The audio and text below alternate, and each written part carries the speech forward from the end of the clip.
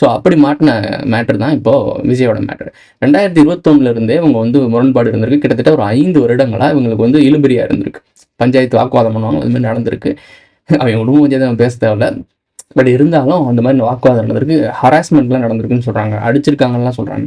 Husband and ஒய்ஃபுக்குலாம் normal. ஆனால் அது வெளியே வந்து பார்க்குறப்ப இது அப்நார்மல் மாதிரி சொல்கிறீங்க. இப்போ நம்ம குழந்தை இருக்குது, என் குழந்தை இருக்குது அப்படின்னு வச்சுக்கோங்க, என் பையன் இருக்கான், இதை பண்ணுறான் அதை பண்ணுறான்னு சொல்லும்போது சேட்டை பண்ணுறான்னா அடித்தாதான் பிள்ளையை திருந்துங்க. 6ல் வளைஞ்சாதான் 60ல் வளையும்னு சொல்லுவாங்க. ஸோ ஒரு சில இடத்துல அடித்து தான் பிள்ளையை வளர்க்கணும். அதே மாதிரி ஒரு சில இடங்களில் வந்து இதை நான் சப்போர்ட் பண்ணுறேன்ற பேரில் இல்லை, ஒரு ஹஸ்பண்ட் அண்ட் ஒய்ஃபுக்குலாம் வந்து ஒரு சின்ன ஒரு சீண்டல்கள், அதான் சொல்லுவோம் ஊடல்கள் கூடல்கள்லாம் சொல்லுவாங்கல்ல. ஸோ இதெல்லாம் இயற்கையாகவே இருக்குது. சொல்கிறேன், புரியுதா அவங்களுக்கு? அதுக்குன்னு வந்து ஒரு ஆக்ரோஷமாக சைக்கோத்தனமாக அது கிடையாது. சும்மா சின்ன சின்ன விஷயங்கள் இருக்கணும். இருந்தால் தான் அது வந்து ஒரு ஒரு இது இருக்கும். ஒரு பேரியர் போட்டு நீ இதை பண்ணக்கூடாது, அதை பண்ணக்கூடாது, அங்கே சட்டத்திட்டங்கள் போட்டிங்கன்னா அது ஃபேமிலியாகவே இருக்காது. கட்டி உருண்டுகிட்டு முடிய பிடிச்சி ஆஞ்சிக்கிட்டு அதுதான் லைஃபாக இருக்கும். நீங்கள் யோசிச்சு பாருங்களேன், ஒரு ஹஸ்பண்ட் வந்து ஒரு பெண்ணை வந்து தாக்கிட்டாரு அப்படின்னா அது வந்து வேற மாதிரி ஹராஸ்மெண்ட் அப்படின்ற மாதிரி கொண்டு போகிறாங்க. எத்தனை யூடியூப்ல, எத்தனை இன்ஸ்டாகிராம் வீடியோஸில் பெண்கள் வந்து ஆண்களை அடிக்கிற மாதிரி ஸ்கூட்டியில் ஒருத்தர் ஓட்டிட்டு போகிறாரு, அமைதியாக ஓட்டிட்டு போகிறாரு, அவர் பின்னாடி இது உடனே போட்டுக்கிட்டு அடிச்சுக்கிட்டு ரோட்டில் முடிய பிடிச்சாஞ்சு இந்த மாதிரிலாம் பெண்களை அடிச்சுட்டு இருக்க நம்ம பார்த்துருக்கோம். ஸோ அதெல்லாம் நம்ம சிரிச்சுக்கிட்டு ஃபன்னாக கலந்து போயிட்டு இருக்கோம். பட் அந்த இடத்துல ஒரு ஆண் அடி வாங்கிட்டு இருக்கான்.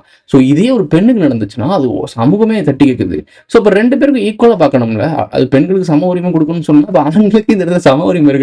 அப்போ ஆண் கை வச்சா மட்டும் தப்பு, பெண் கை வச்சா தவறு இல்லையா அப்படின்ற மாதிரி சிரிப்பு கேலிக்குள்ளாகுது. நீங்கள் இந்த பீப் சாங்னு சொல்லிட்டு சிம்பு பாடின பாட்டுக்கு அவ்வளோ மகளிர் கொந்தளிச்சாங்க. அதே பாட்டை சொல்றியா மாமான்னு தன்னைத்தானே வியாபாரம் பண்ணிக்கிட்டு தன்னை ஒரு போக பொருளாக காட்டிக்கிட்டு அவங்க பாடுற பாட்டில் ஆண்களை எதிராக செயல்பட்டு ஒரு பாட்டு பாடிப்பாங்க. அது ஆண்களை வந்து கொச்சப்படுத்துற மாதிரி தான் இருக்கும். ஆனால் ஆண்களுக்கு இது போய் சொன்னு வச்சுக்கோங்க, சிரிப்பாங்க, எப்போ போப்பா அப்படின்றாங்க. ஸோ இப்போ நீதின்றது வந்து 2 பேருக்கு ஈக்குவல் கிடையாது. அது ஆண்களுக்கு எமோஷ்னல் ஃபீலிங்ஸ்ன்னு சொன்னால் அது சிரிக்கிறதாகவும் நீ ஆண் இரும்பு மாதிரி இருந்துக்கோ அப்படின்னு சொல்லிட்டு போயிடுறாங்க. அது பெண்ணா நீ அமைப்பு பெண்களுக்கா பாதுகாப்பு அப்படின்னு போயிடுறாங்க. இது என்ன முரண்பாடுன்னு எனக்கு தெரியல.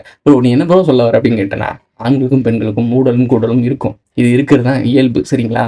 அது உங்களுக்கு ப்ராப்ளமேட்டிக்காக ஆகுறதப்போ, அது கண்ட்ரோல் மீறி போகிறப்போ, ஸோ உங்களோட லிமிட் மீறி போகும்போது அது பிரச்சனையாக போகுது. பட் ஃபேமிலிக்குள்ளே இருக்கும்போது அப்படி இருக்கதாங்க செய்யும். நம்ம அப்பா அம்மாலாம் சண்டை போட்டு நம்ம பார்த்ததே இல்லையா? நம்ம சொந்தக்காரங்க உங்களாம் பார்த்ததே இல்லையா? ஏன்னா இது புதுசாக ஒரு உலகத்துக்குள்ள புதுசாக ஒரு விஷயத்த பண்ணுறீங்கன்னு எனக்கு தெரியல. சரி, எல்லாமே அளவுக்கு மீறி போனால் பிரச்சனை தான்.